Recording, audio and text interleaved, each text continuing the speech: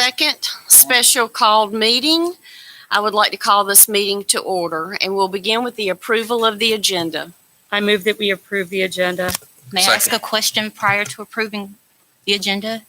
Yes. When were the most recent instructional plans added to the agenda? It's been on the agenda since it first came out. The most recent? You mean are you talking about number 3A and B? Yes. Those have been on there since the beginning. So no changes have been made. The only thing that was changed was the consent agenda, the vehicle purchase from the facilities meeting this morning. Right. So it has been changed. No, this has been on there since the agenda. That was just the consent agenda. Number 3, Number instructional 3. plans was That the was- purpose of the meeting. That's why I called the meeting. The agenda hasn't changed. So the documents on the agenda have not been changed. The items that will require approval have not been So there was a changed. change to 2A on the vehicle purchases. So there has been a change. You asked if something had been changed to the agenda. It has not changed. So the items on the agenda, Have not been So changed. under 2A, yesterday, revised document went up on the agenda.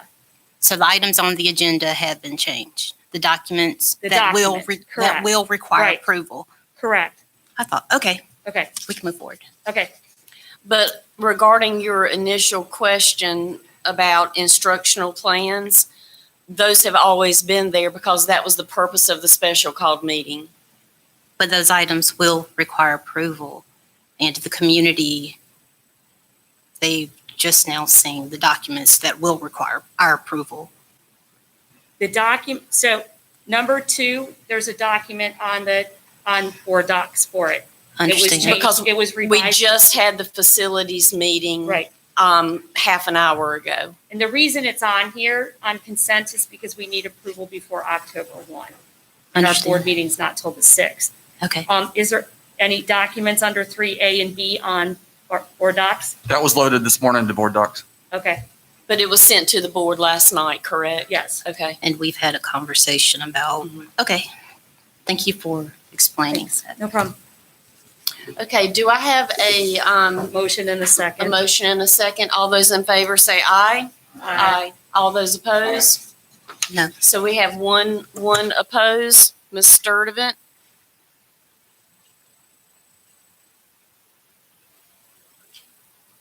Okay, that brings us to the consent agenda. We just had a facilities meeting for vehicle purchases. I move that we approve the consent agenda. Second. All those in favor say aye. Aye. All those opposed? Ms. Sturdivant. So that passes 8-1. Okay, that brings us to the instructional plans. We'll begin with Plan A, pre-K through 5th grade, and Plan D. Dr. Houlihan. Thank you, Madam Chair.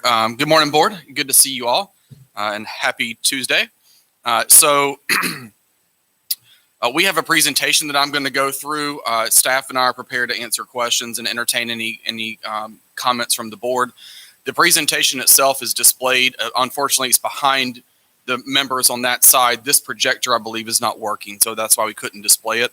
But as Ms. Merrill mentioned, you all received a copy of it last night. There have been no changes since then. So I'm going to begin. Let me first start with, and Ms. Merrill, if it's okay, this presentation is going to combine 3A and 3B, if that's okay, just for the sake of the discussion. Just to give you a quick overview, at the prior board meeting on September the 1st, the board voted to add another day of in-person instruction to the Plan B model for pre-K through 12. Since that time, principals, staff members, et cetera, have really been working hard to make sure we can implement that. And then we had another change last week. As you all know, the governor announced that school districts could begin Plan A for elementary students. Plan A, and there are some differences between Plan A and Plan B, specifically with regard to social distancing and the requirement to reduce the number of children in the class. That is no longer under Plan A, a requirement. It is a recommendation, but not a requirement. In addition, under Plan A, students, staff, et cetera, will still be required to wear face coverings, maintain minimal social distancing is what the guidelines say, and be screened for COVID-19 symptoms upon arrival to the building. And then parents of K-5 students under Plan A have to maintain the option for a full virtual learning environment as opposed to returning to the classroom if they wish. This is a graphic we've used in the past to just communicate from the guidance from Lighting Our Way Forward. This is kind of under all 3 plans issued by the state, as well as our Union County Public Schools specific Plan D. These are all of the health and safety guidelines that we are following, as well as academic guidelines that are in place. Nothing on this slide has changed since we first introduced our reopening plan. So let's talk a minute about Plan B. We are currently on Plan B. Our students are following a 4-day week rotation, going 1 day a week, Monday through Thursday, with Friday as a remote learning day. After conferring with principals, staff, et cetera, we are prepared to move forward with the board's action that you all took on September 1 to begin adding a second day, September 29th. That will begin next Tuesday in 1 week for all pre-K through 12 grade students that choose to come to a face-to-face learning environment. Under this new expansion model, we will be having school Monday, Tuesday for cohort 1, Wednesday, Thursday for cohort 2, and then continue the all remote learning schedule for Fridays. I do want to make sure that when I know a lot of families are saying, where's my notification? What are my 2 days? We are prepared to let our principals communicate that this evening or tomorrow to give our parents at least a full week to know what 2 days of the week that their children will be coming to school. We'll be working with siblings and members of the same household to make sure that we have alignment K-12 with that. I also want to say that there may be some times in which you're currently, coming to school on a Thursday, but in order to level set classrooms, you may actually now be coming Monday, Tuesday. So that some of that may change from the current model, and I think that's important for the public to know. But our principals and their leadership teams have really been working hard on scheduling, on making sure we can adhere to the social distancing requirements, because none of that has changed under Plan B, even with adding a second day. The final point I want to make on this, I am extremely proud of the approach that we have taken thus far. I want to say a big, big thank you to our teachers, to our staff members, to our principals. We said at the very beginning of this, we're literally reinventing public education. And what we have done, we're in week 6. I think so far we have been very successful with our model, even going 1 day a week. We've kind of preached, go slow now to go fast later. We have very good evidence that this is working. From a health and safety standpoint, we have had success with our buses. Got to give a huge shout out to our bus drivers, our cafeteria workers. I know people sometimes get tired of me saying this, but there's a reason we say Team UCPS. And I think the last 6 weeks of school has really shown that. So I just wanted to say thank you, and we are prepared to move forward with adding the second day. Plan B, just as a reminder, these are the health and safety protocols. Again, there are no changes to the health and safety protocols. Even with adding the second day, there are no changes at all with regard to the guidance we've received from the state.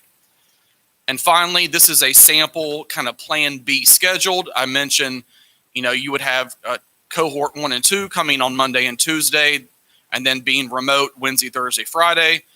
Cohort 3 and 4 would be remote learning Monday, Tuesday, coming in Wednesday, Thursday, and remote on Friday. So it's almost like an AABB day with Fridays all remote.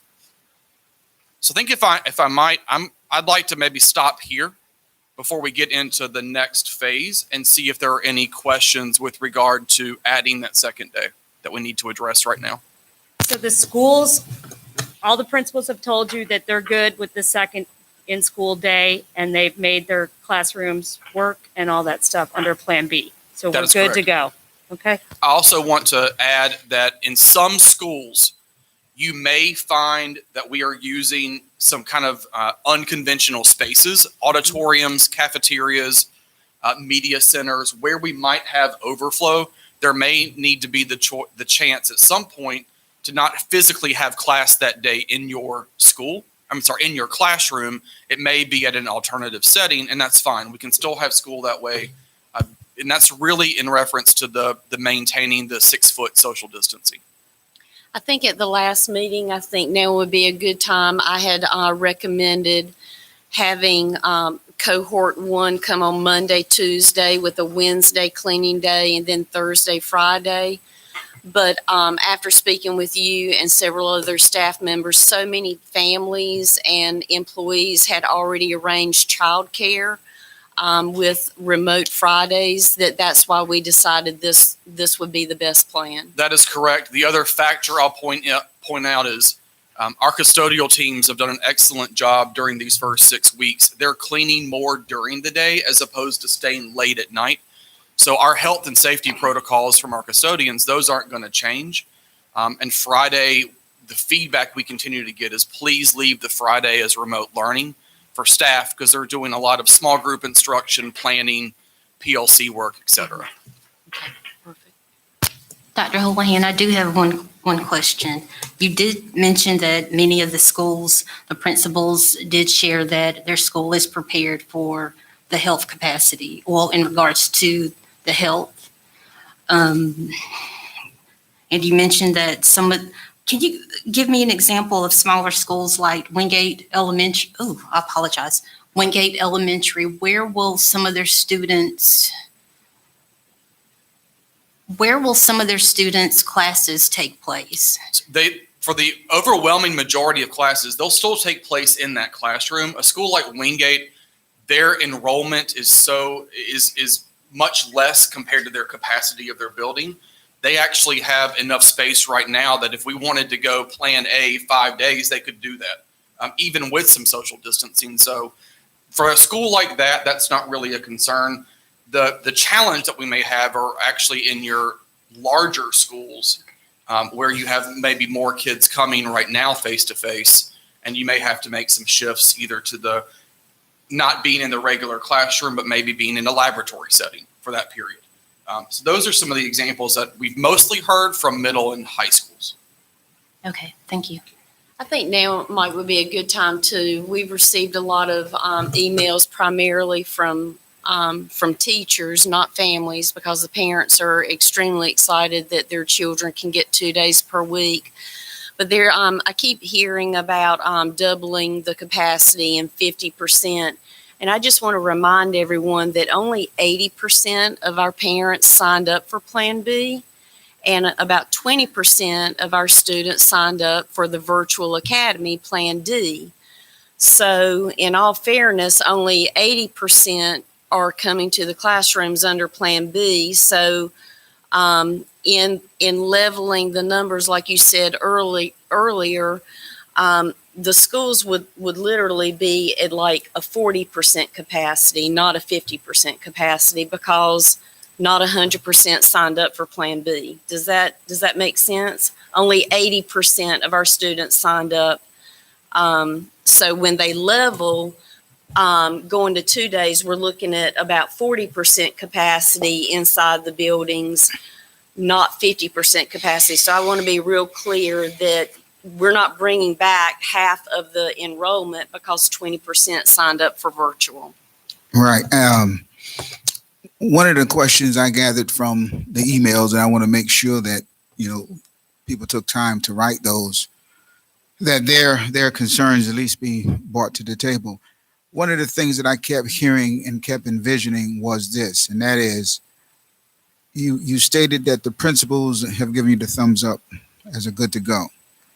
How much of that process of that thumbs up came from the teacher input, and how much of that came from the parental community input? I know the window was small, but did you find that some principals made an effort to reach out to community, to parents to get an idea of what was going on? And if so, kind of share with us some of those experiences, because when you get through people's emotions on the email, when I nailed it down to they wanted to be heard.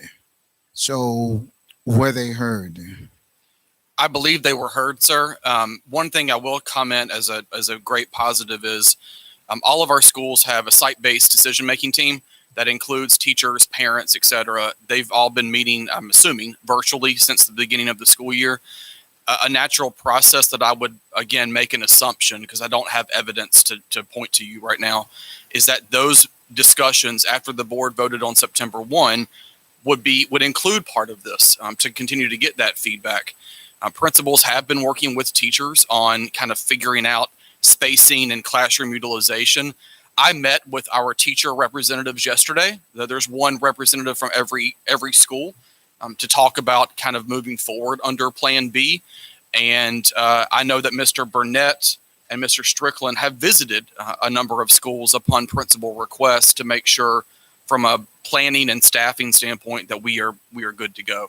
So while I can say I really don't know about parent outreach other than what a school may have done through their site-based team. And obviously the emails I've personally received from parents about adding the second day and those things. So I'd like to believe that we've engaged stakeholders to the best of our ability since September 1 on this, through those various structures, if that makes sense. As a former PTSO president for many years at Monroe, and as a site-based, chair, co-chair many years ago at Monroe High School, I'm intricately involved in those assets. And I know that when run well, they can be powerful. Absolutely. And so I would be saddened to know that those apparatuses were not functioning, especially in a climate like this. And I would really like to know at some point if they are, because the voices of those emails, right, to me were the concerns that I would get as the PTSO president to liaison with the principal. It seemed as though that a lot of these issues that they're bringing up, it seems like they're coming right to you or right to the board, whereas as having integral knowledge of those organizations, I know there's a whole lot of steps of people that they could seek to get information from well before they get there. But these are turbulent times. Right. So one of which of those individuals is your building principal. In the perfect model, what should happen is the PTOs, PTAs, PTSOs, teachers, teacher assistants, custodians, staff should be in direct communication with their principals, because Dr. Houlihan and cabinet staff have principal meetings, cumulative principal meetings with all 53. But not only that, then they have just the elementary principals. Then they have just the middle school principals and just the high school principals. So, in the perfect scenario, principals should be bringing concerns from their school community, from their site base, from their PTOs to those meetings to let the superintendent know the concerns. Because what's going on, for example, in the Wingate elementary community may be very different than the New Salem community or the Fairview or Poplin, but that is the purpose of having principal meetings with the superintendent, so that those principals can communicate what they're seeing in their building with their parents, with their site base, with their staff. that is the perfect opportunity to communicate with the superintendent and cabinet staff. No, I'm well aware, of those functions. That wasn't the issue. I know exactly what your that point was, wasn't the but it issue. hasn't been followed. Yeah, that wasn't the issue. My only question is, do you have known knowledge of those apparatuses functioning well during this process? Because to me, it seemed like it's not, by the voices of a lot of the emails we received. I think I have a question about it, and I think it's fair to say that I don't have an answer right now. To your point, I also make the assumption that our site-based teams and these structures have been existing even in this time, although it may be done virtually. And so I would ask Dr. Brad Breedlove to help me do some research into this and be able to come back to you all with a more formal response. I would say almost every email I've gotten, they had not spoken to their principal. Right. And I appreciate your knowledge on answering a lot of those emails. Was very wise. But that's the point of my question. Because if we can, this is to help you and staff. Sure. And to help us as well. Because if we can get those, it does no good to have pieces of the puzzle not functioning, which causes these outbursts of emotions to be expressed by a lot of the constituents that we receive information and data from. I believe if we can get that piece, so if because of this craziness that I call, this is my words, okay, craziness that we're involved with, if we can get those organizations really humming, I believe that a lot of pressure coming to you and or the board can be relieved. I'm looking at this as a valve to release some of the steam. And as I read all those emails, and trust me, I missed a day or two, and last night I did not go to bed until I read every one, that there's no valve, there's no pressure being let off before all the steam hits central office. And I want to try to alleviate that from you, from our chair and the board. Appreciate that. I agree with you. I think part of the issue is typically parents see the PTO people and the site-based people when they're up at school volunteering and doing other things. That's not happening this year because there's no volunteers allowed in the schools. So I think that makes it more difficult for them to operate in the normal way that they do. Because typically, yeah, as a PTO person would hear about it and go to the principal and talk about it and things like that. But because of the year that we're in, I think it's difficult. And I agree with you. I don't know how to fix that right now, but Zoom meetings and things like that. I think that some of our principals and teachers have been drinking from a fire hose in the last 6 weeks. And I think that maybe things will get a little bit better going on. Melissa, I would like to say you have done a fabulous job with answering many of those emails. And I would also like to thank our team of teachers, our volunteers, our leaders, our staff, all of the employees of Union County Public Schools. And at the presentation, I did see this presentation around 8:45, the final presentation, almost at 9 o'clock this morning. But Dr. Houlihan and Team UCPS is not a sport. I've noticed that similar words have been utilized. We are moving very fast. Similar to what Reverend Benson has mentioned, some of the words that not me, but well, maybe so. Some of the words that we are using, like to believe, yesterday, assumption, maybe, reinventing. This is not a sport. We are moving extremely fast, making a decision for our parents. I am a parent. For our community, I am a community member, along with our board members, along with our staff, along with our volunteers, along with our students. We are making decisions for our constituents, and we're moving way too fast. So this is not UCPS is not something to play with. We're making fast decisions that affect all of us, all of our constituents, all of our workers. But we're not paying them a lot of money. But guess what? We are saying, I like to believe yesterday. I'm making assumptions. Thank you. Could I ask a couple questions? Dr. Houlihan, you mentioned the principals looking at the classrooms to make the 2 days per week work. Are they basing what they need to do for the classrooms based on attendance or enrollment? They're basing it on the number of individual students who are supposed to be in person Monday through Thursday. So it's more of enrollment, not necessarily who's actually coming.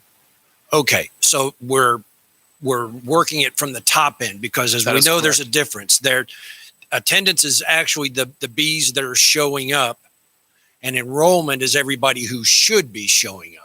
Correct? That is correct. And in moving forward with the second day, we still have to determine who actually is showing up compared to who is scheduled to show up.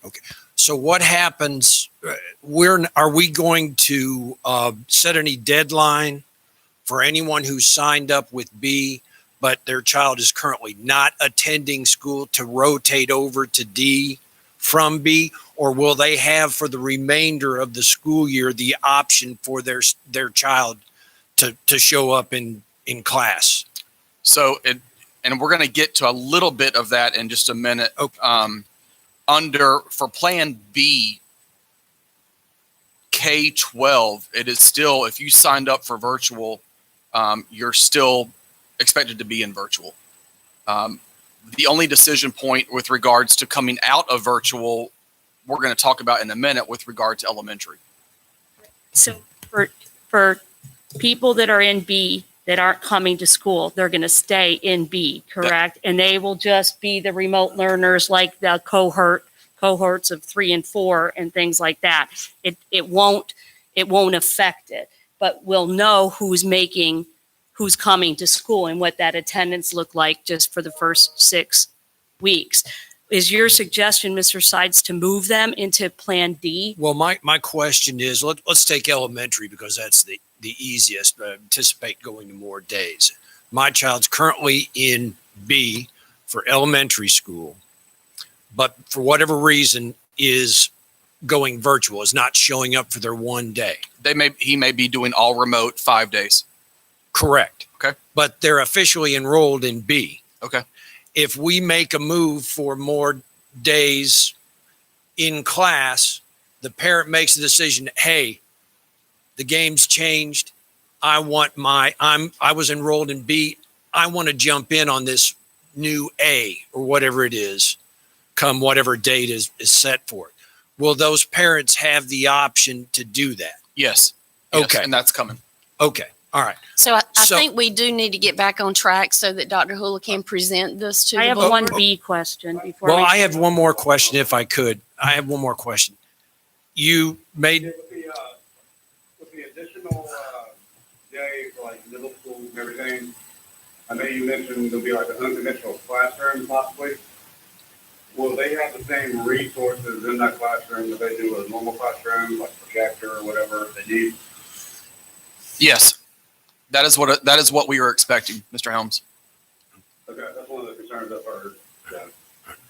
Will the students be One last- penalized if they're unable to wear their school uniforms because they do not have extra polos or any of the items that they are required to wear? I apologize, any of the requirements, will the students be penalized if they're unable to provide those items, such as school supplies, such as their school uniforms? I think in any situation, we have our current student code of conduct, our dress code policies. Any child who needs assistance with any of those kinds of things, we'll work with them and their families directly to make sure they have what they need. Absolutely. Thank you. I have one last question.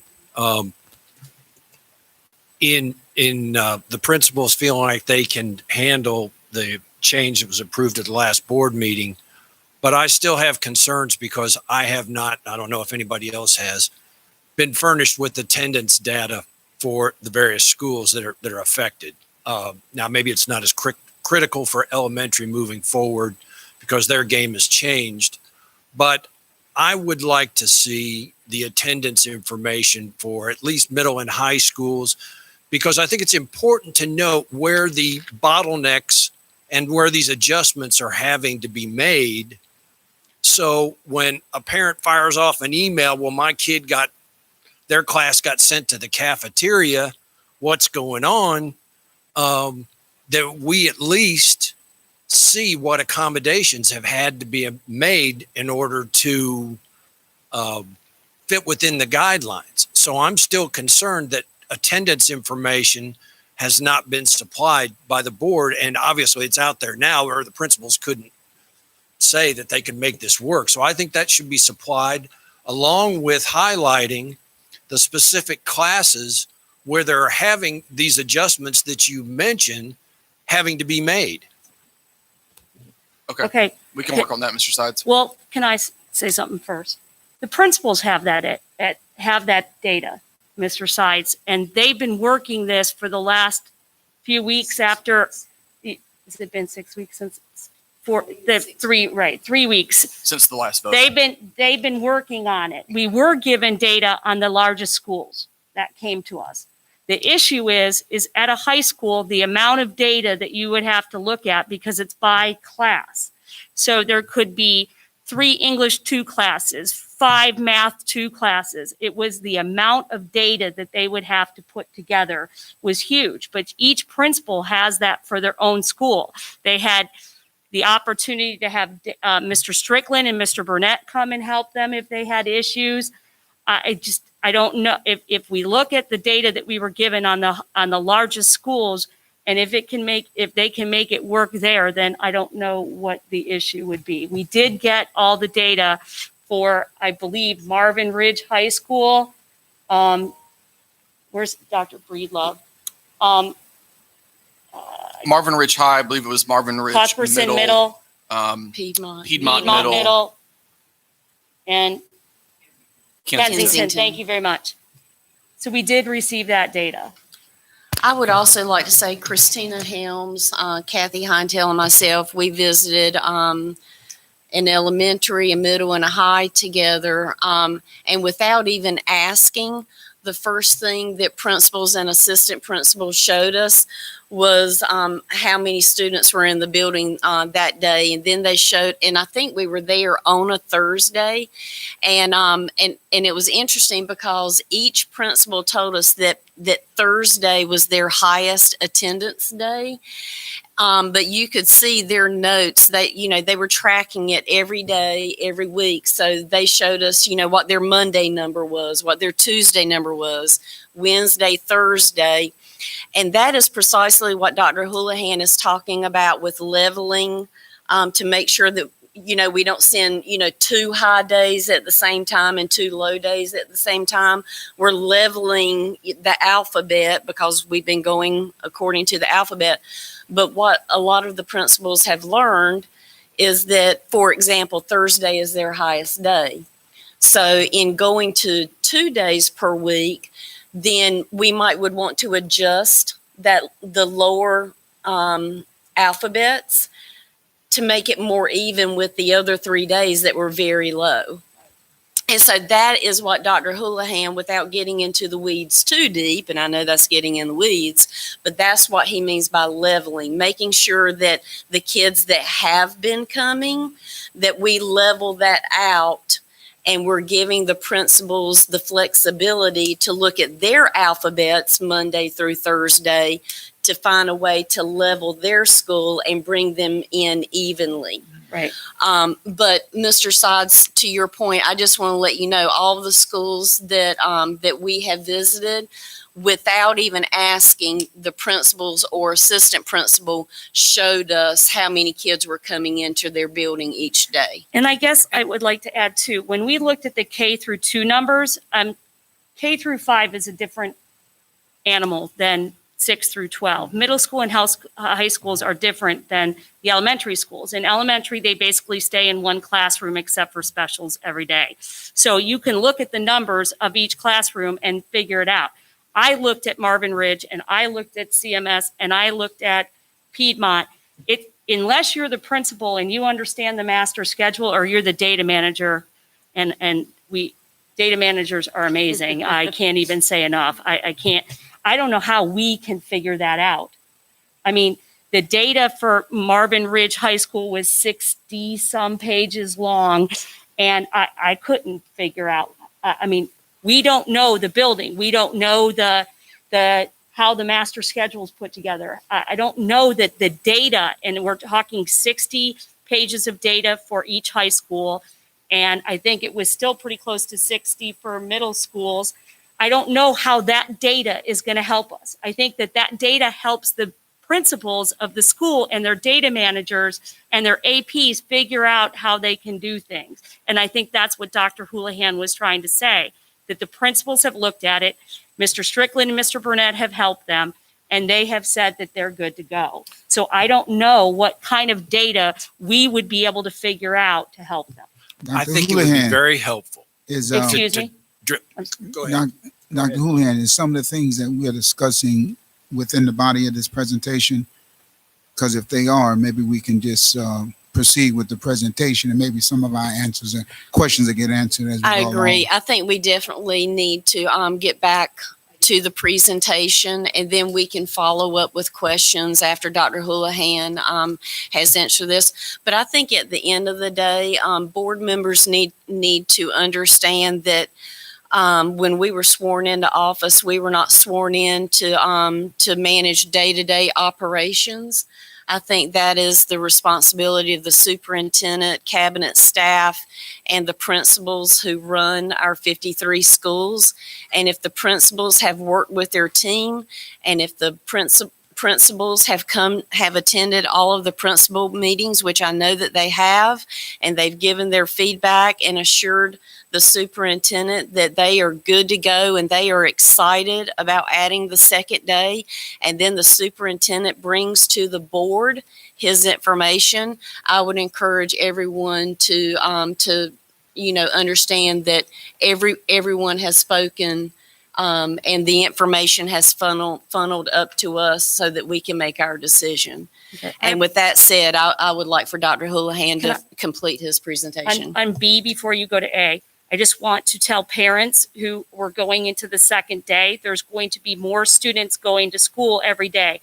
Car rider lines will be longer because of the symptom checking as they go in. So everybody needs to be patient with that. You're used to right now where there's not a lot of people going into the school at the same time. So I'm just throwing that out there on B. That's a good point. The final comment I'll make on this is we are the only school system in the state of North Carolina that selected Plan B to do 1 day per week. And again, that was done very strategically to make sure we get into our first 6 weeks, knowing that we can have success. And as I mentioned, I think we have. All other districts who are on Plan B have chosen at least a 2 day a week rotation, where it's, an A day, space in the middle, B day. And I think, again, after 6 weeks of really looking at the operational, the logistics, the kind of how we redo school, we've done a very good job with that, in my opinion. And I think that's why we're also ready to move forward with the next phase. I would like to say thank you to cabinet staff and to Dr. Houlihan. I want to say this again. Repeat, Dr. Houlihan, we are the only school district in North Carolina that did not start with right out of the gate with 2 days a week. We said that we were going to start slow to go fast. So we are not rushing into anything. If anything, compared to, there's 115 school districts in North Carolina, and every school district that followed Plan B started with 2 days a week. They have done it successfully, and many of them met yesterday and last night to move into Plan A for pre-K through 5. So we are the only school district in North Carolina that started with 1 day in order not to rush into anything. And we've used our grading period as a nice transition to see, you know, what are we getting right? What could we improve? And here we are, we're coming to the end of the first grading period, and the governor and his office has made a decision, and we're here today to discuss moving our sixth grade through 12th grade to 2 days a week behind most other school districts. And we're going to allow Dr. Houlihan to present what he is proposing to us for pre-K through 5. So we'll move right into that.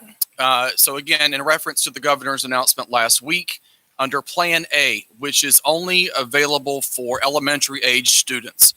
At the current time, we are recommending that pre-K through 5th grade students go ahead and move to those 2 days of in-person beginning September 29th. The governor's announcement mentioned that you could move to Plan A on October the 5th. Our recommendation is to add the second day for our elementary students beginning next Tuesday, just like you would with middle and high school, and then add the additional 2 days at the end of the first 9 weeks period, which would be October 26th. We believe that this plan falls in line with the way in which we have very methodically reopened our schools. This will give almost another month to make sure that we evaluate how the 2 days are going before we move to a full-time in-person setting. That will help us really understand the logistical piece of when you're adding more students to the building, child nutrition, arrival and dismissal, a number of different things that, like we've done the first 6 weeks, go through a multiple phased-in approach before we get to having more in-person learning. And so we are also recommending that our Plan A plan continue that Monday through Thursday with Friday all remote. That was one of probably the biggest request I received from teachers and principals since the announcement that if we go in that way, they really value the Friday remote for a number of reasons that I've mentioned before. And they've asked that we not change that, at least perhaps through the end of this first semester. If we need to reevaluate that in January, we can. But that was a major, major request, and I think we should honor that request. Again, this transition will help us understand a little bit more once you gradually add more students and make sure from a health and safety standpoint that we're in accordance with the guidelines. This date would also allow our families who want to be full virtual enough time to make that decision. On the health and safety piece, just as a reminder again, Plan A, there are some changes with the guidance from the state. Plan A does not require schools to reduce the number of students in the class. It does not require social distancing on buses. What I will say on this is where we can, we will. We know that our ridership is down right now in transportation. And so we think that in a lot of our routes, we're still going to be able to have that social distancing in place. But when you get to Plan A, the guidance speaks to minimal social distancing. The guidance doesn't say that for classrooms. It talks about guidance for hallways, cafeterias, libraries, larger settings. And so we're going to have to work with our staff over the next month to really make sure that, again, as you're adding the second day, that'll give us some additional practice and from a logistical things on how do you do bathroom breaks? How do you transition children in elementary from the classroom to the gym? We will still have to do symptom check, temperature screenings. We also, all of our students and staff will still be required to wear a face covering. And we're going to continue to provide additional face coverings, and other PPE. We have a great partnership with our Union County Emergency Operations Center. They are partnering with us with helping us obtain more personal protective equipment. So I want to say thank you to that team. So a lot of this is going to continue. That is a requirement of the state. The only major change is moving from I believe it's called moderate social distancing to minimal social distancing. But to be clear, under Plan A, that is not a reference in the guidance for classrooms. What is minimal social distancing? Is there a definition somewhere? Or I don't know if I've seen a definition. what's Because what's our definition? Maybe that's more relevant. Because on slide 6, where it shows Plan A, B, C, and D, it says Plan A is minimal social distancing versus moderate social distancing for Plan B. So parents are going to ask us, what's the difference? And Plan B also is the only one that says 6 feet apart. That is Plan A does not say that. So I want everyone to understand that the guidelines from the state, we did not come up with that slide, A, B, C, and D. Well, we came up with D, didn't we? Yes. But just know that A does not say 6 feet. B says 6 feet, and that is from the state. And in the toolkit, it talks about it talks about social distancing, and basically it's all the things on the floors. That's the stuff that's required, but there's no requirement for social distancing. So I want to move to the Plan D because, as a reminder, this is our Union County specific virtual academies. Under Plan A, we have to continue to provide a remote or a virtual learning setting for any family who wishes to do that. Right now, what we're recommending is if your child is currently enrolled as a Plan B student, but you have worked with your principal to opt for 5 days of full remote learning, we are going to be asking you to apply to become a Plan D virtual student. Any of our pre-K students who have opted for that are going to continue to be served by their school. They're going to continue to work with their principal and teachers. This continuation of our virtual academy will be available through the student's assigned school. So you still remain assigned to your school and will be staffed by UCPS teachers. And we made this point with the first presentation about our virtual academy. We will staff this with our own teachers. However, in this scenario, you may not have an assigned teacher from your school. It may be an assigned teacher from your cluster, which was what we had at the beginning of the school year, and that is happening in some cases. And then, of course, students in the virtual academy, we are going to have access to live and on-demand instruction. One of the things that we have to make sure that we are very clear about, one of the biggest challenges we've had with elementary is the balance of the teachers to handle face-to-face learning while children are at home. And in moving forward with elementary, what we're saying to parents is you have to make a choice. You're either going to be Plan A, coming face-to-face, or you're going to be Plan D, which is virtual. There will be no more of this in between of a Plan B 5 days remote because in a lot of cases, we're having significant challenges. Your 5 days remote will be our virtual academy. And so any parent who is currently in the virtual academy or Plan B 5 days remote, if you want to stay remote, you're going to need to apply through our platform and Scribbles. That will be our virtual option for you. And what's the deadline for that? I'm going to get to that in just a minute. Again, our instructional schedules will be aligned to the school's daily schedule.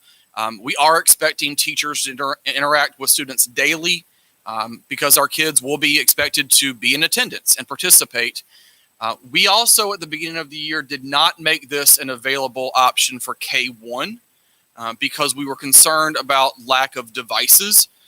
We do need to now make this an option for them. And what we will say to schools is, if you have an issue with a device, a hotspot, we'll be working with all elementary schools to make sure that you have what you need on an as-needed basis. And the other change we want to make is if you sign up for Plan D Virtual Academy, we're asking you to make that commitment for the remainder of the year, the remainder of the school year. That has been a big request that we've received primarily because of staffing. And we want to make sure that we have the appropriate staff to carry forth with, you're either going to be a virtual teacher, K-5, or you're going to be a face-to-face teacher. And if we move out of virtual into Plan A, for everyone, without giving that option, we may have some staffing challenges. Who should apply? Again, any student who's currently enrolled in Plan B who wants to transition to virtual, any student in grade 2 through 5 who are currently virtual, and you want to continue in that, you should reapply. K1 who are Plan B 5 days remote, this will be your new virtual option. And then any current dual language student who is currently in Plan B 5 days remote or Plan B and wants to go virtual would also need to apply. This will be done through Scribbles, which is our student assignment application platform that Ms. Morris runs.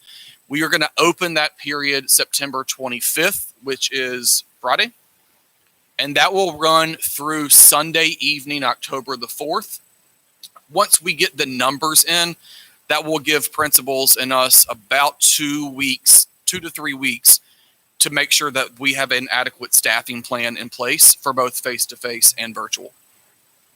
Just elementary students. It won't open for 6 through 12. That is just elementary. There are no changes to the virtual academy for 6-12. No family needs to reapply or mess with Scribbles at all for grades 6 through 12. This is only K-5. So if you don't apply, go ahead. So if you're currently in Plan D, just to be clear, you can't go to Plan A. If you're currently currently K-5 in Plan D and you want to go to Plan A, we will make that an option for you. Okay, good. And that's part of why we want you to reapply if you're on Plan D, because families may say, I don't want the Plan D anymore. I want face-to-face. We'd like to make that an option. So if you don't reapply, our assumption is that you're now Plan A.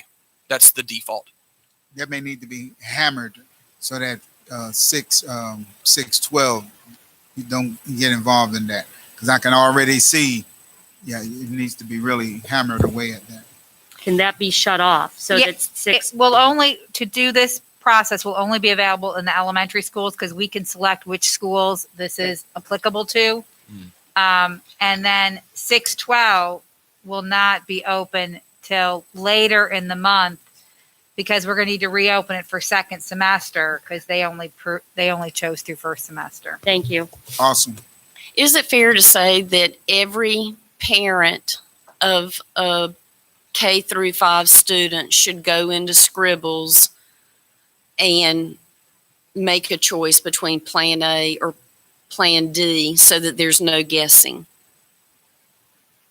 I think the only way that it's set up right now is you only go to Scribbles if you're doing Plan D.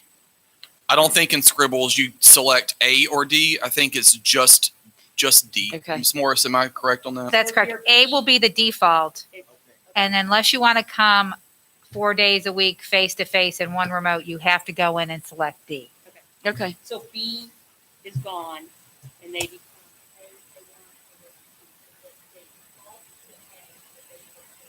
That is correct. The other questions we've had are what happens with dual language immersion. We have had a very successful dual language immersion since for a number of years. We are going to be creating a dual language immersion virtual academy that will be run centrally by UCPS. For the Mandarin piece, there's really no change in the instructional model. We're looking at exploring an additional Mandarin teacher to serve as an additional remote resource for our Plan D students. Spanish, what we are going to be moving to are a number of teachers, probably 1 to 2 to 3 per grade level, K-5, that will be delivering instruction on a 50-50 model. We'll be staffing that at the district level. So what that means, if you're currently a dual language immersion student and you want to continue virtual, you may be in a virtual, you'll still stay assigned to your current elementary school, but you may have a teacher change at the beginning of the second 9 weeks. Because again, your dual language immersion teachers are going to be either face-to-face or they're going to be virtual. There can't be any of this hybrid anymore, so that we take the burden off of our teachers to focus on one modality of instruction. And so that's why we said that now there will be a special dual language. Again, Ms. Morris, if I'm wrong, please let me know. There will be on Scribbles a dual language option for families that not only do you need to include, I want DL, I want virtual academy for my child at Kensington, not Kensington, that's a bad example. At Weddington Elementary, I want the virtual academy for DLI for Weddington. Is that correct? It'll be a dual language immersion virtual academy. And then we will funnel you back to your home school because Scribbles captures your school assignment, so long as we can manage that per school. If not, it'll be a separate program. The caveat is people need to understand you cannot enroll in that option unless you are currently a DLI student. You can't get into the DLI program through this Scribbles process. Correct. So that is another change for elementary that we want parents to be aware of. We tried to put together a sample schedule. This was actually pulled from a current virtual teacher, our combination of current virtual teachers in our elementary school, just to show families and the public, when you think about a Plan D schedule, like what does that even look like? This kind of at a very high glance, and again, not to say that this will be your child's schedule, but it's just an example of where we're seeing our virtual teachers in elementary are really, really having success. You're focusing on your core content areas with writing, reading, social studies and science, math, and word study. And again, this is a combination of live, small group, and independent practice. I will tell you, as a former elementary school teacher, philosophically, I do not believe that we should have our K-5 students on a Chromebook for 7.5 hours a day. There has got to be this balance between what they're doing live and seeing their teachers and what they're doing at home. And that will be an expectation that we have for all of our elementary virtual teachers, because I just don't think that that's appropriate. But this is kind of a good, I think, at a glance sample as to where we've really seen outstanding, dedicated virtual academy teachers, some of the ways in which they've structured their classes. Here's a summary of the recommendation for all plans. I do want to make note that someone might say, well, why are we on Plan C? Sorry, why do we have Plan C on this slide? Anytime we are on any of these plans, particularly Plan A and B, there may be an occasion, which we've seen, where overnight your school would be closed because of either COVID cases or for exposures. So for Plan C, it's important to note that you literally overnight could be moved into an all remote for a number of days if, in consultation with the health department, we believe that is warranted for a number of reasons. So that is why you see Plan C. All of our schools have plans for moving in between all of these at a moment's notice. And as I've talked with our teachers, now moving to Plan A, for their individual class, you're also going to have to plan for that as well. That there may be a situation where for a period of time, an individual whole class may be moved to Plan C based on health protocols. So that's why we have that listed here. And it says will continue to be implemented as needed. But again, this is kind of a high-level summary for all of our options. Here's our recommended timeline. The board has already approved the 2 days of in-person. Today, you're reviewing the expansion options. If approved, we will begin communicating to parents about those options this evening and tomorrow. We will open our virtual academy application for elementary only this Friday. Next Tuesday, we'll begin for all pre-K-12, 2 days of in-person instruction under Plan B. And then we would move all pre-K through 5th grade students to begin in person Monday through Thursday, keeping Friday remote beginning October 26th, which is the first day of the second 9 weeks. And finally, here are some next steps. I'm not going to, go through all of them, but I think these are some within the next month in particular. that we'll continue to reinforce and manage and monitor. So that concludes my presentation, board members. Thank you, Dr. Houlihan. I'll just open the floor for board members to ask questions. Two quick questions. I know I had asked this in an email. Have you received any more direction, or are we going to draw our own conclusions on the elementary level as far as availability of playgrounds? Yes, so I'll let Mr. McCraw answer that. I don't know if we've received any additional guidance, but I do know that he has been talking with the health department and others about kind of our position right now. Mr. McCraw, do you want to give a brief comment about playground use? I'm having difficulty reading everyone's lips through mass, but I think the board would like a 5-minute break. Okay. Okay, so we're going to take a 5-minute break and pick up there. Thank you, Mr. McCraw. We'll be right back.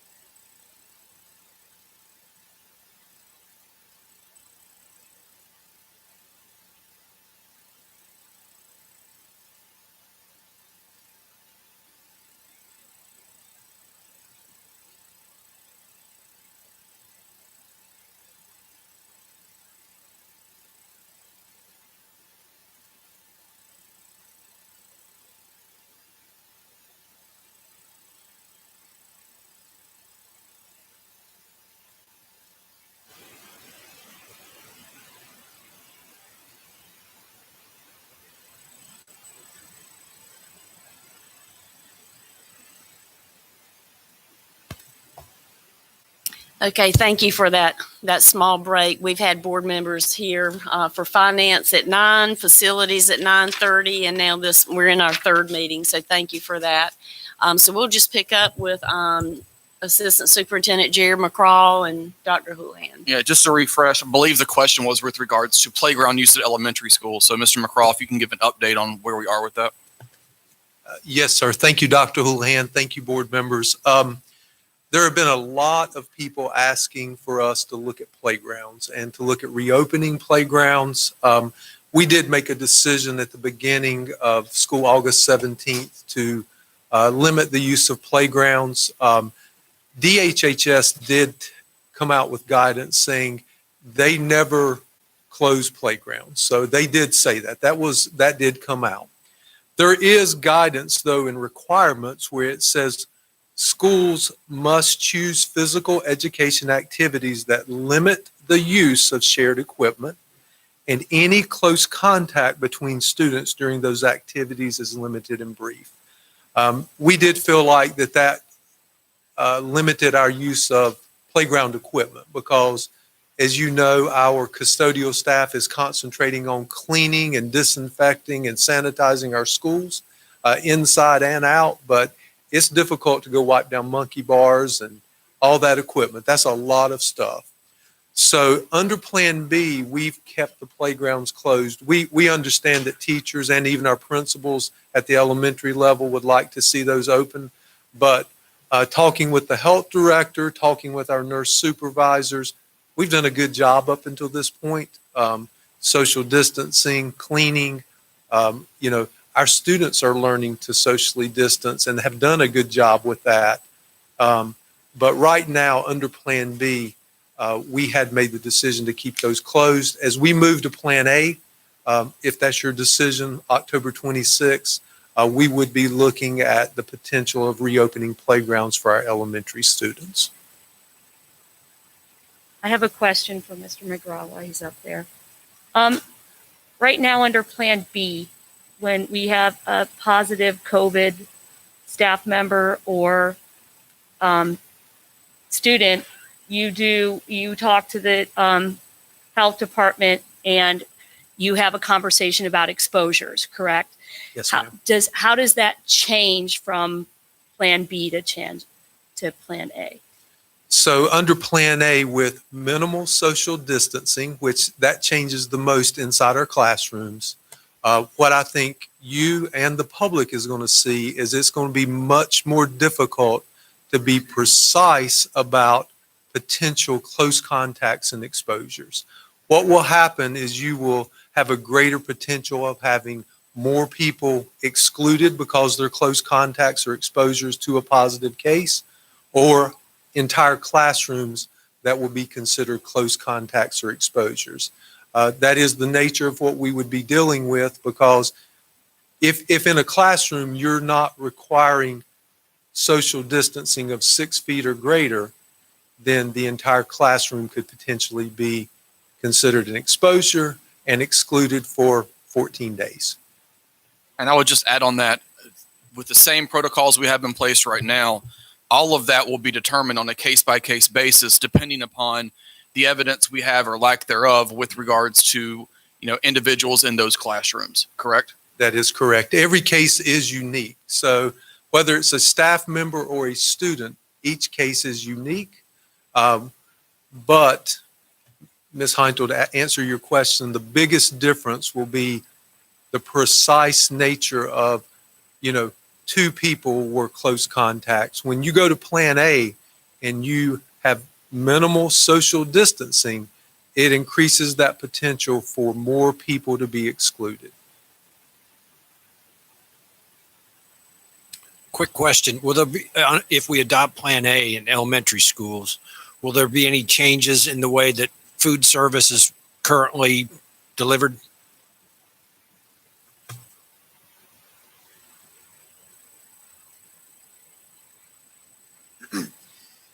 Mr. Size, at this time, we don't anticipate anything other than the likelihood of some increased use of the school cafeterias.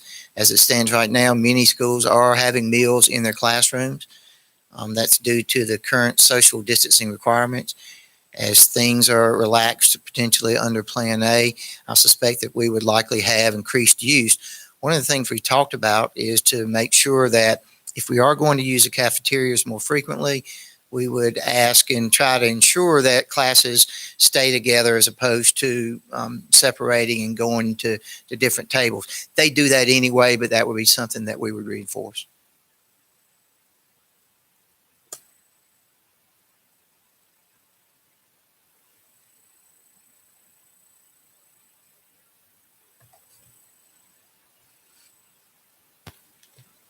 Board members, do you have any other questions about the dates? Got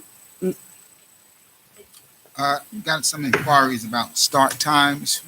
We nailing that down, the start times. The current bell schedule would not change. There would be no changes or modifications to the current start or end times for schools. And was that elementaries were 8? Elementaries, I can't remember, 7:30. 7:30?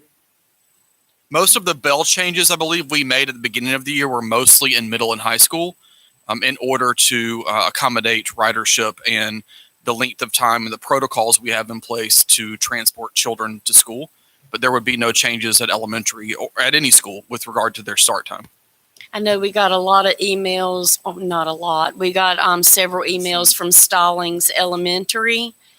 And I don't know, Mark, if you want to, speak to that request, but the board has received several emails parents requesting for the bell schedule. If the board does adopt what the superintendent has presented today, parents were wanting to know if they would be able to move back to their original bell time. Right. That's good. Thank you, Ms. Merrill. Obviously, we requested and you all approved the change of that bell time to help us increase the efficiency of our transportation program. It has been successful. That one school at Stallings was an outlier in terms of being on the second tier as opposed to the first tier with all of the other elementary schools. And we would ask that we leave it there. It has, again, been successful and has helped us become more efficient. I have a question, or not Thank really. you. I have a statement. I like in Plan A, Mrs. Merrill and I and Mrs. Helms, when we visited some schools, at the elementary level, our teachers were wearing 3 hats. They were taking care of the face-to-face students. They were taking care of the remote learners that were not in school at that day. And then they were taking care of the virtual things. So they were working very long days to try to get that done. This gives us the opportunity to reset with Plan D and Plan A so that the teachers have one hat on. You're either face-to-face or you're in the virtual academy. I have to say, of your plan, I like that very much. So in Plan A is when the in-class teachers would not be doing the virtual children as well. There would be a special teacher designed just for that, and that would be on the 26th. That would take effect, correct? That is For correct. And I think, again, I'll make the point that if your teacher assignment may change from what you have right now to moving forward, and we are going to do our best to keep it within your school or within your cluster, the data will really have to drive those decisions. So after we have the 1 week time of reapplying with the new commitment, but yes, the intent is you're either a face-to-face teacher or you're a dedicated virtual teacher. Okay, so my question is for the teachers that we have virtually right now. Would they be offered the first opportunity to continue to do this starting the 26th for the elementary level, or are we going to ask for additional volunteers if needed? I would recommend that across elementary schools, what my guidance to principals will be is if you already have a dedicated virtual teacher and your numbers warrant that continuation, to let them have first preference. Same that would apply to any teachers that need that accommodation to be able to allow that to happen. So that would be my guidance to principals. Would the after-school care program open back up in Plan A? Under Plan A with after school, we're still working on that, Mr. Benson. I don't have an answer. I can't confirm that to you today because we have to look at available staffing, demand by parents, make sure we're appropriately structured to deliver on that. So I think if we were prepared to want to offer that, I can certainly come back to the board when we get closer to that October 26th date if we feel like that's going to be an option. Thank you so much. I have a question. In 6 through 12, is there a dedicated virtual thing, or are teachers wearing 3 hats at 6 through 12? 6 through 12, we do have many of our teachers, 6-12, are live streaming. And that is mostly your Plan B. Kids are at home. Kids are in school. I'm live streaming, so everyone's in class that day. There are also dedicated virtual teachers at middle and high school as well, Okay. Based on the numbers. But your Plan B, that's a major difference in middle high school. They're actually live streaming, and They're live streaming all the time. they're Okay, got recording it, then putting that on their Canvas page, and that actually has been quite innovative It is and quite neat. successful. It really is neat to watch. The other 2 points I want to make, we are going to ask our elementary teachers, even if you're a face-to-face teacher, whatever your platform is, Google Classroom, Canvas, whatever that's going to be, that's going to have to continue to be used and updated because of the very reason that if your class is moved to being out of school for any reason, or a child has to be out of school for any reason, your parents and kids can still access your assignments, your materials, your lessons, etc. Not necessarily recording lessons and doing that like you're doing now, but when we get into Plan A, that is going to still be an expectation. And on the operational side, I want to reiterate what Ms. Heintel said about adding the second day with Plan B, because when you add Plan A, parents, you need to expect those car rider lines, your arrival and dismissal are going to take longer. That's just the nature of this game because we will still be taking temperature checks and health screening. So I just wanted to reiterate that point again. Dr. Houlihan, I just want to make sure that the point that I made earlier, again, I want this to be a help, a release valve, like the little teapot on the stove for you all. Really get the principals to really ratchet up their PTAs, PTOs, PTSOs, site-based teams, really hammer away at that because I think that we need to engage those assets so that as these questions and things come up and as you transition through the next process, that their voices are heard through those organizations so that we're a lot of this can be worked out at the local schools.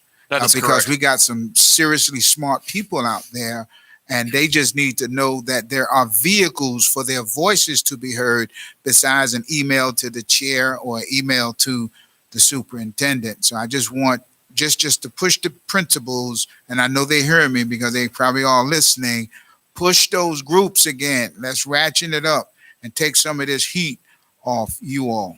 Yes, sir. Thank you. For parents to go through the proper chains, start with your teacher, the principal, and then move your way up. If you can't get the appropriate answer, don't just automatically jump to the BOE or back to school at hand. See if someone at the school level can answer it. Site-based, PTO, teachers, principals. Dr. Houlihan, I would like to make a request because a lot of teachers, since the August 17th start, have felt like their voices weren't heard. And I know that that you were meeting with our teacher pack. There's one teacher representative from all 53 of our Union County Public Schools. I would like to request that the name for the teacher representative from each school be made available either on our website, sent to the board or whatever, because the teachers that I've heard from, I got the impression they didn't even know who their teacher representative was in their building. So, and teachers, since, early August, have said that they did not feel like they were heard or included in our decisions, although you were meeting with your teacher pack and you were meeting with your principals and you were receiving really good information back and forth, exchange of ideas. And I would like to have that teacher pack name posted so that teachers, instead of coming to the board and saying that they have not been heard, maybe the teachers in the building need to be working closer with their teacher representatives so that when the teacher representative goes to the PAC meeting, you can have a bigger conversation. I agree with that, because at some of the schools I heard that in you had your PAC meeting yesterday. Yes. That their PAC representative at their school had put out to the teachers at the school, if you have any questions, if you have anything you want me to bring, let me know. And then there's schools where they never heard anything. So I think that it like Mrs. Merrill said, it's very important that the representative from each school. So our first formal PAC meeting was not scheduled until October. We went ahead and had this one yesterday with regard to the governor's announcement on Thursday. And I agree. I'll work with Ms. Stalbert and Dr. Harris because our PAC representatives, Dr. Harris has those names. And that is something that perhaps we could have a dedicated page on our website somewhere that lists all these individuals by school with their email address or whatever that might be. And maybe each school on their website could even identify who their teacher representative is. Or link to the page, either one. We Correct. Can figure that out. But I think it's very important, there are many opportunities for people to be heard. But if you don't know who your teacher representative is, then that's a missing link in the chain. So I think we need to get that public so that, and if you're a new teacher to the district, you may not have been told who your teacher representative is. So I would like to have that list made public. We'll work on that. But I know that you've been in constant communication, working with teachers. I know you have visited all 53 schools and some schools multiple times. And I know that you've been by classrooms, you've been talking to teachers. You've been very, very visible prior to August 17th and since August 17th. And what I would encourage is, don't just put a smile on and say everything's going great if you really don't think things are going great. If you have an opportunity to have an honest conversation with your principal or the superintendents in your building, I would encourage everyone to have an honest conversation and don't be afraid to talk to the superintendent when he's walking through your school if there's something that needs to be fixed. I want to echo our cheer on that. Speak up.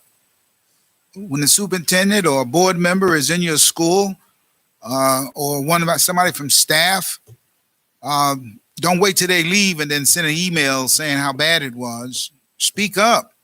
Let your voices be heard. Dr. Houlihan, I do have a question. So for the families that transition into Plan A for our bus drivers, will our bus drivers have enough time to become familiarized with the routes, the new routes rather? So we've been running our routes from day one, no matter if you're a Plan B or a Plan D student. And so there are no changes to that scenario. That's by now kind of a well-oiled machine. So that shouldn't be a surprise or have any changes at all. Madam Chair, is the chair prepared to entertain a motion? Okay, I would like to make a motion to adopt the superintendent's recommended timeline, which includes the pre-approved pre-K to 12 students begin 2 days of in-person instruction on September 29th. Virtual Academy application period, September 25th through October 4th. And on October 26th, all pre-K to 5 students begin in-person instruction Monday through Thursday and work remotely on Friday. I second that motion. Okay. Are there any questions or comments before I call the vote? One last question. Dr. Houlihan, do you anticipate any circumstances for the remainder of this semester where at least elementary you may recommend going back to a full 5 days of instruction? I think for this semester, my position right now is to finish this semester under the 4+1 and reevaluate that when we are either right before the end of the semester or when we return, probably before we go on break, to see if we need to make any changes. That I think will give our teachers and our families some relief to know that that's not going to be yet another change. And I assume we will reconvene, or staff will begin work if the governor comes forth with any other recommendations for the other grade levels. Absolutely. Thank you. Dr. Houlihan, one of the things I said to Dr. Breedlove and Ms. Jennifer was that, is this the best solution possible that you and your team has come, and you all feel good about this decision and the work that you've put in, so that because now we have to defend you. When we vote this, we're going to have to stand behind you, and like the biblical Moses' arms being held up, we're going to have to hold up you and your staff's arms. And so I'm just asking, is there anything out there that you or your team thought about? Is there any unanswered questions as we move forward? Because this is a dicey subject matter, but at the same time, I feel confident in what I've seen and heard. But how do you and your team feel about what you've presented to us today before we take on the chair's vote?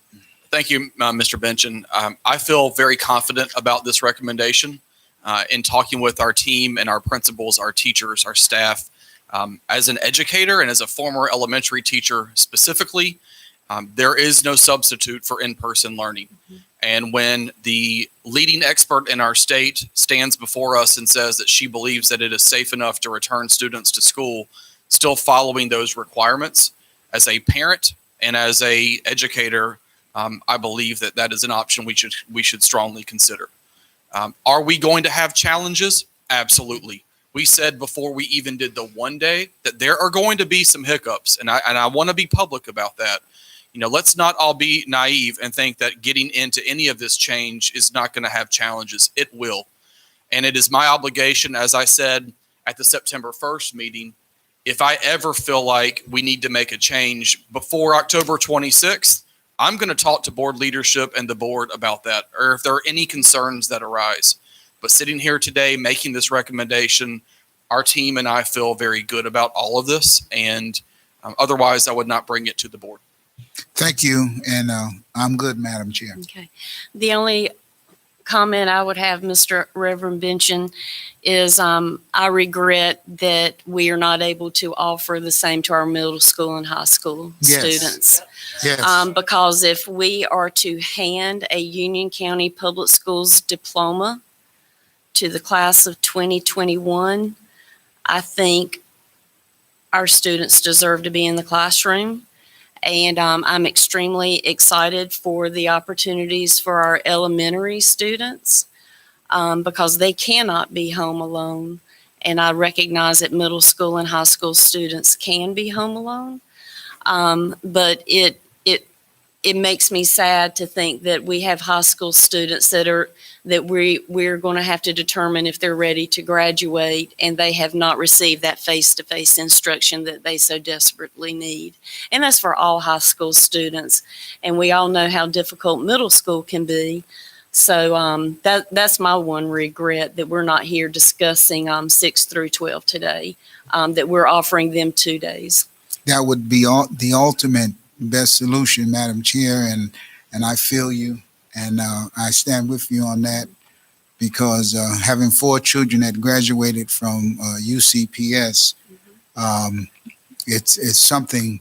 This is in my view, the greatest school district, and I know that there are some that may quibble with that, but let me tell you out there in Radio Land, don't quibble. We are a great district. We are navigating. We have an excellent leader at the helm. He and his team are steering us in a much needed direction. And your board stands behind you today, and we're ready for this vote. Yes. Thank you, I Dr. would like to Houlihan. make a Thank you, comment. Cabinet staff. To make a comment as well. Again, I would like to thank Team UCPS. I'm grateful for the work that our staff has put in. I'm grateful for the hard work that Dr. Houlihan.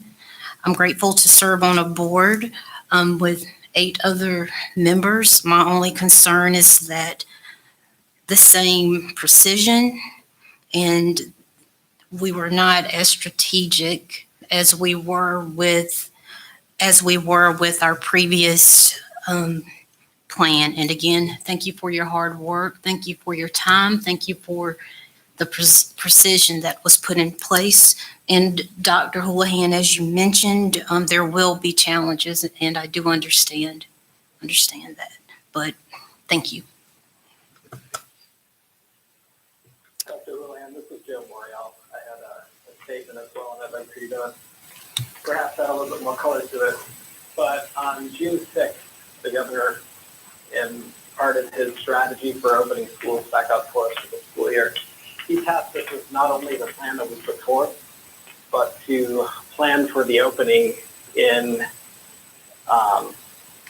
scenario A as well. So I just wanted, the other board members and our constituents that are listening to know that this plan has not been made in haste, that we've actually been planning for this since June 6th, as we were asked to do. And Dr. Houlihan, I'd just like to see if you could elaborate a little bit more on that. You are correct, Mr. Morial. Since that announcement and since we had the initial guidance, districts were told you need to begin making plans for all 3 and now our 4th Plan D scenario, because you may, the word I use is nimble. You may go between each plan on a daily basis or on a weekly or on a monthly basis. And as the governor said at his last press conference, he's comfortable moving to Plan A as an option. But as the governor, he has the ability to put all districts back on Plan C if he feels like there's an issue statewide. So we have been planning for this scenario since day one, if and when we are able to get there. Thank you, Mr. Morial. Thank you. And for all the families that are super excited about October 26th and excited about their children being able to go back in person, I just want to encourage all Union County citizens that you need to be mindful of your social distancing and the 3 W's when you're out in public, because we know the contact tracing for any positives that have come into our school that were not because of our schools, because our schools are following the safety protocols. And so we need all parents, all grandparents, all students, all employees to be mindful of their social distancing outside of school so that we can continue bringing down the positivity rate in Union County and hopefully being able to offer more days to our middle school and high school students. But that can only be done if families and if all citizens are being safe outside of our schools so that we can continue offering this to our students. So flu season's coming up. I would say everyone probably needs to get a flu shot to help keep things down. So are there any other comments from the board? We have a motion and a second. All those in favor of the superintendent's recommendation today say aye. Aye. Aye. Aye. All those opposed? So the plan passes 8-1 with Ms. Candace Sturdivant voting no. Thank you. Okay, so that brings us to adjourn the meeting, board.